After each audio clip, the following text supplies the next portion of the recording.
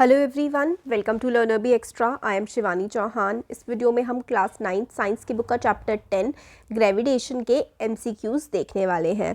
तो इससे पहले हम लोग चैप्टर का एक्सप्लेनेशन देख चुके हैं, क्वेश्चन आंसर्स भी कवर कर चुके हैं, बहुत कुछ कवर हो चुका है। अब हम लोग देखते हैं एमसीक्यूज़। तो देखिए, पहला जो क्वेश्चन है उसमें हमें बोला गया है कि two particles are placed at some distance. और हाँ, सारे का सारा जो लिंक है आप लोगों को डिस्क्रिप्शन में और कमेंट बॉक्स में मिल जाएगा, सारे के सारे जो भी जितने भी हमें चैप्टर्स कवर किए हुए हैं सारे सब्जेक्ट्स के। तो दो ऑब्जेक्ट्स हैं, वो कुछ दूरी पर रखे हुए हैं, ऑब्जेक्ट या फिर पार्टिकल। जैसे कि एक पार्टिकल ये है और एक पार्टिकल ये है, तो कुछ दूरी पर इस तरीके से ये रखे हुए हैं। इफ़ द मास, इनका जो मास है वो हम डबल कर दें। सपोज करो पहले x था, अब इनका मास हम लोगों ने कर दिया 2x, इसका पहले y था और इसका मास अब हमने कर दिया 2y।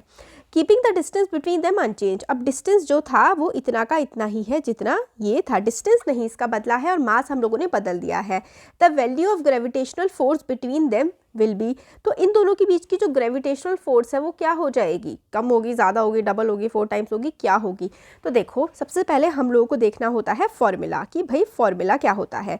यहाँ पर आप लोगों को दिख रहा है, यहाँ पर क्या है, F = g mm d square, यानी कि F क्या है, ग्रेविटेशनल फोर्स है, G है क्या, यूनिवर्सल ग्रेविटेशनल कांस्टेंट, और D है डिस्टेंस। ठीक है, तो यूनिवर्सल ग्रेविटेशनल कांस्टेंट ये G है। अब आपको एक चीज़ यहाँ पर, ये वाला फॉर्मूला हमारा इस तरीके से ये हो गया है। तो यहाँ पर ये देखो कि अगर किसी ऑब्जेक्ट का डिस्टेंस हम लोगों ने नहीं बदला है, डिस्टेंस जो है वो हम लोगों ने बिल्कुल सेम रखा है, ये पहले मास m था और ये मास पहले क्या था, ये कैपिटल M था, ये स्मॉल m था, डिस्टेंस सेम है। अब इस m की वैल्यू क्या कर दी हम लोगों ने, 2m कर दी, और इस m की वैल्यू भी, इस m की वैल्यू 2m कर दी, और इस वाले m की वैल्यू भी हम लोगों ने 2m कर दी। तो 2 जो क्या हो जाएगा, 4mm, यानी कि जो ग्रेविटेशनल फोर्स है वो कितनी हो जाएगी, 4 टाइम्स हो जाएगी। अब ये देखो यहाँ पर F = g m r square, पहले ये mm था, अब ये डबल हो गया। ठीक है, पहले क्या था, ये mm था, अब इनकी फोर्स क्या हो गई, डबल हो गई। तो फोर्स, सॉरी, इसका मास क्या हो गया, डबल हो गया है। तो m की जगह अब यहाँ पे 2m लिख देंगे, और इस स्मॉल m की जगह हम लोग 2m लिख देंगे अपॉन r स्क्वायर। तो F = g 2 जा 4 इंटू कैपिटल M और m अपॉन r स्क्वायर। तो हमें क्या दिखा कि फोर्स क्या हो गई है, फोर्स हो गई है 4 टाइम, बाकी सब तो सेम रहा, बस हमारी फोर्स की वैल्यू कितनी गुना बढ़ गई, फोर्स की वैल्यू हमारी कितनी हो गई है, अब हमारे पास जो ग्रेविटेशनल फोर्स लगेगी वो 4 टाइम्स लगेगी। तो इसका आंसर क्या हो जाएगा, 4, यानी कि डी वाला जो है या फिर ये वाला, इसका आंसर हो जाएगा कि जो ग्रेविटेशनल फोर्स है अब 4 गुना लगेगी। समझ में आया आप लोगों को, क्योंकि पहले देखो मास इतना ही था, बट अब मास क्या कर दिया, फिर डबल कर दिया, मास डबल कर दिया, तो यहाँ पे फोर्स हमारी 4 टाइम्स हो गई। इसी इक्वेशन में हम लोगों ने वैल्यू पुट करी और हम लोगों को ये चीज़ समझ में आ गई है कि कैसे ये 4 टाइम्स हुई है। तो हमारे 2 कॉन्सेप्ट इसमें क्लियर हो गए कि क्वेश्चन को फॉर्मूला में पुट करके किस तरीके से सॉल्व किया जाए। तो क्वेश्चन नंबर 1 हो गया। आप क्वेश्चन नंबर 2 देख लेते हैं। क्वेश्चन 2 है, a boy is whirling a stone tied to a string in a horizontal circular path.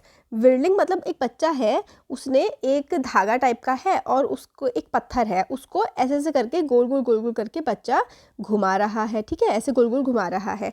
If the string breaks, अगर ये जो स्ट्रिंग है वो ब्रेक हो गया, यानी कि अगर स्ट्रिंग जो है वो टूट गया, if the string breaks the stone, stone का क्या होगा, तो stone will move along a straight line perpendicular to the circular path away from the boy. तो इस तरीके से, जैसे कि ये घूम रहा था ना, जैसे जैसे जैसे करके घूम रहा था, तो जैसे ही धागा टूटेगा ना, तो कुछ टाइम तक ऐसे करके स्ट्रेट लाइन में ये जाएगा। It will move along a straight line perpendicular to the circular path from the boy, perpendicular to the circular path from the boy. इस तरीके से ये फिर आगे सीधा सीधा जाएगा। ये चैप्टर के एक्सप्लेनेशन में हम लोगों ने ये चीज़ समझी है कि जो पाथ, अगर जैसे कि पत्थर घुमा रहा था, धागा टूट गया, तो कैसे it will move along a straight line perpendicular to the circular path from the boy. Next question है, question number 3, acceleration due to gravity of earth increases with, acceleration due to gravity of earth increases with decreases in height from the surface of the earth. तो देखो क्या है इसका मतलब, acceleration due to gravity. Gravity की वजह से जो एक्सेलरेशन है वो कब कम हो जाएगा, जब सरफेस की हाइट अर्थ, कोई भी चीज़ है जो ज़मीन के जितनी ज़्यादा पास होगी उतनी ही ज़्यादा उस पर ग्रेविटी लगेगी। ये नॉर्मल सा कॉन्सेप्ट है। तो acceleration due to gravity of earth increases with, तो एक्सेलरेशन ड्यू टू ग्रेविटी मतलब ग्रेविटी इंक्रीज कब होगी, जब decrease in height from the surface of the earth, मतलब जो भी ऑब्जेक्ट है वो सरफेस से जितना ज़्यादा पास होगा उतनी ही ज़्यादा उस ऑब्जेक्ट पे एक्सेलरेशन लगेगी, इसलिए इसका आंसर हो जाएगा ए। नेक्स्ट क्वेश्चन है, a apple falls from a tree because of gravitational attraction between earth and the apple, है ना। कोई एप्पल है वो अगर ज़मीन पर गिरेगा, क्यों गिरती है कोई भी चीज़ ज़मीन पर, क्योंकि धरती उसको अपनी तरफ खींच रही होती है ग्रेविटेशनल पुल की वजह से।